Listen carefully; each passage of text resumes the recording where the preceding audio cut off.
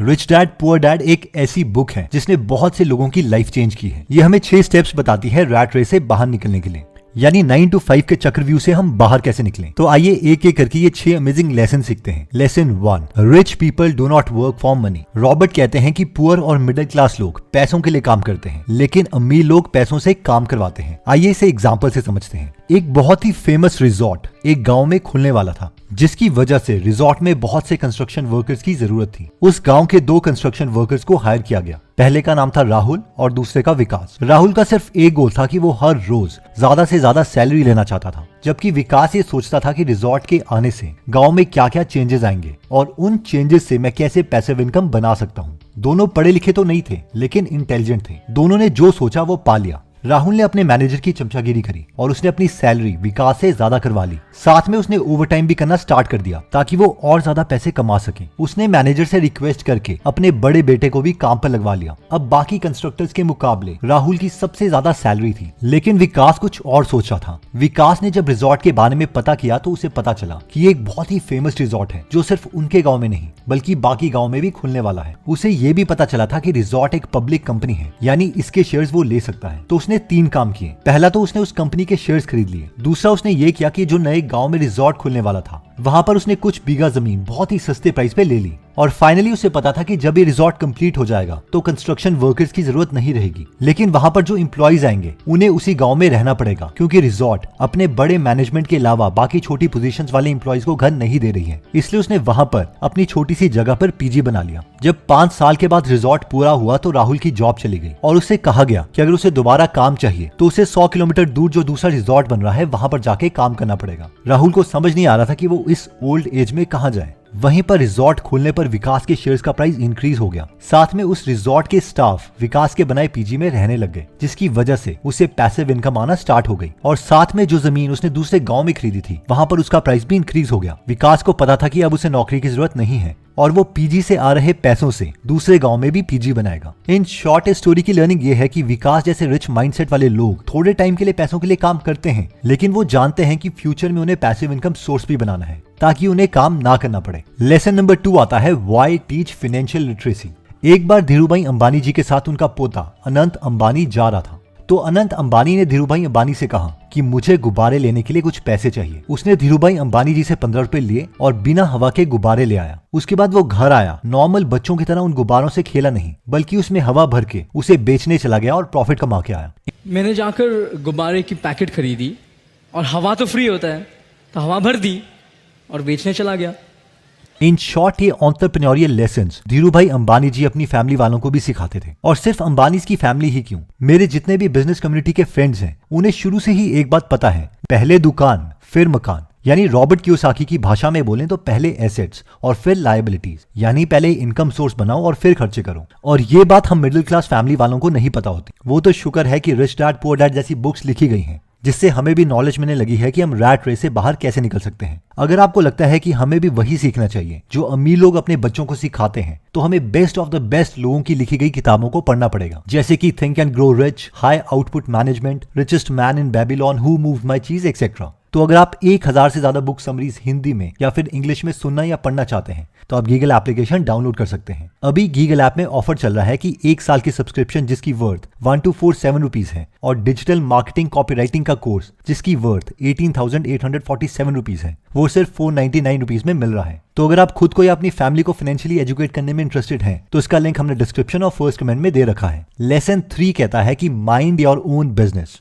Robert कहते हैं कि जहां पर पुअर और मिडिल क्लास मेंटालिटी वाले लोग सैलरी मिलते ही पहले लोगों के बिल चुकाने लग जाते हैं, जैसे कि बिजली का बिल, पानी का बिल एक्सेट्रा, और उसके बाद बचे हुए पैसों को सेव करते हैं। वहीं पर जो रिच मेंटालिटी वाले लोग हैं वो सबसे पहले पैसों को सेव करते हैं और उसके बाद बचे हुए पैसों से बिल्स भरते हैं। प्रेम गनापति अपने दोस्त के साथ मुंबई आए थे, लेकिन उनका दोस्त उन्हें छोड़ के चला गया। एक तमिलियन ने प्रेम की मदद करी और उन्हें मंदिर ले गया ताकि लोग उन्हें वापस तक की टिकट के लिए पैसे दे सकें, लेकिन प्रेम ने जाने से मना कर दिया। प्रेम ने वहां एक रेस्टोरेंट में बर्तन धोने की जॉब स्टार्ट करी। प्रेम चाहते थे कि उन्हें कोई वेटर की जॉब दे दे, लेकिन उन्हें ये जॉब नहीं मिली। फिर एक दिन एक डोसा रेस्टोरेंट वाले ने उन्हें अपने रेस्टोरेंट में चाय बनाने की जॉब दे दी। प्रेम चाय तो बहुत अच्छी बनाते थे, लेकिन उसके साथ साथ बाकी लोगों से बात करने में वो बहुत अच्छे थे, जिसकी वजह से उनके टी स्टॉल्स में बाकी टी स्टॉल्स के कंपैरेटिवली 3 गुना बिक्री होती थी। एक बार एक कस्टमर ने बोला कि मैं पैसे लगाता हूँ और हम दोनों अपना मिलकर एक टी स्टॉल खोलते हैं और इस बिजनेस में हम 50-50% के ओनर होंगे। प्रेम मान गया और वो स्टॉल अच्छा भी चला,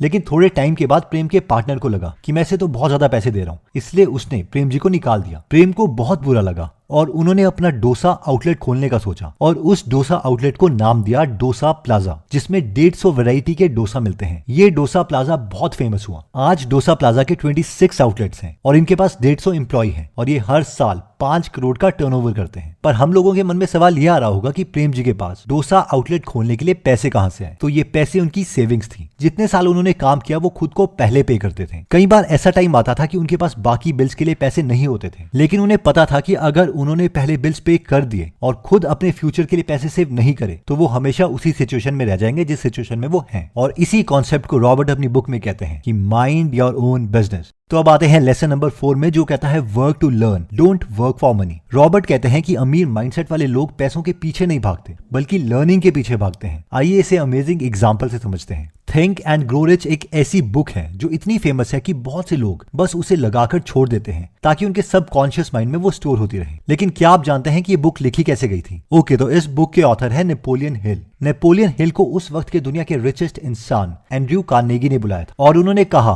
कि मैं दुनिया को अमीर बनने का सीक्रेट और उसकी फिलॉसफी देना चाहता हूँ, लेकिन इसके लिए कम से कम 20 साल लगेंगे। अगर तुम मेरे लिए काम करना चाहते हो तो मैं 20 सालों तक तुम्हें कोई सैलरी नहीं दूंगा। मुझे अभी का अभी बताओ कि तुम ये डील करना चाहते हो या नहीं। अब ये सुन के पहले नेपोलियन हिल को कुछ समझ नहीं आया कि उन्हें ये ऑफर एक्सेप्ट करना चाहिए या नहीं, लेकिन फिर उन्होंने सोचा कि अगर मुझे दुनिया का सबसे अमीर आदमी कुछ करने के लिए कह रहा है तो मुझे ये ऑफर एक्सेप्ट कर ही लेना चाहिए। और नेपोलियन हिल इस काम के लिए मान गए। उसके बाद एंड्रयू कार्नेगी ने नेपोलियन हिल को उस वक्त के बहुत फेमस लोगों से मिलवाया और कहा कि मैं जानता हूं कि ये फ्यूचर में बहुत अमीर बनने वाले हैं, बस जाओ और पता करो कि इन सब में क्या कॉमन है। इन सब में सबसे पहले इंसान थे हेनरी फोर्ड। अगर हम मिस्टर फोर्ड को नहीं जानते तो इट्स ओके, लेकिन हमने उनकी गाड़ियों का नाम फोर्ड तो सुना ही होगा। तो उसके बाद नेपोलियन हिल ने एक एक करके सब अमीरों से मिले और उन्होंने ये बुक लिखी थिंक एंड ग्रो रिच, जिसकी वजह से वो खुद भी मिलियनेयर बने। इन शॉर्ट ये रेडी थे फ्री में 20 साल तक काम करने के लिए। इतना ही नहीं, वॉरेन बफेट ने शुरू में बेन ग्राहम से बोला था कि मैं आपके लिए फ्री में काम करना चाहता हूं, और फिर बेन ग्राहम ने उन्हें मना कर दिया क्योंकि वो उस वक्त